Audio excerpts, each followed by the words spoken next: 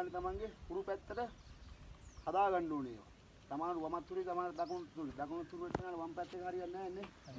හරි තමන් අවශ්‍ය සුදුසු ලෙස ඒක තෝරලා ගන්න ඕන තමන්ට අවශ්‍ය හොස් පැහැදිලිද? කියනවා අපි හිප් හොස් කියලා. පැහැදිලිද? රයිට්.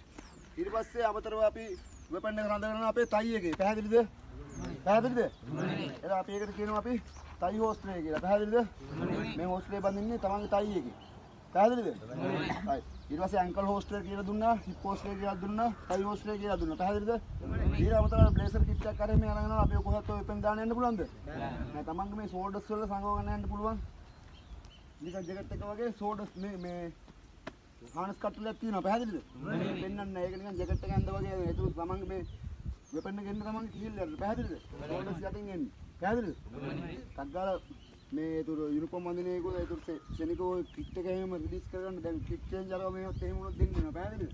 තරස් ගියාද මේ ගලවලා යන්න පුළුවන් ක්‍රම තියෙනවා. පැහැදිලිද? ඒක මේ VIP කෝස් වල ආරෙම ට්‍රේනින් කරනවා. පැහැදිලිද?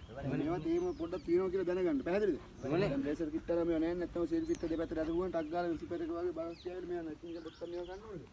නැද කොනේ. පැහැදිලිද? රයිට්. එහෙනම් හෝස්ටල් එක අපි ඉස්සෙල්ලාම කොහොමද අපි නිවර්දිව පළඳ ගන්න? රයිට්. ඊට අමතරව තියෙනවා ටයි හෝස්ටල් මේක මැටින් දාගෙන යන්න. පැහැදිලිද? මොනේ?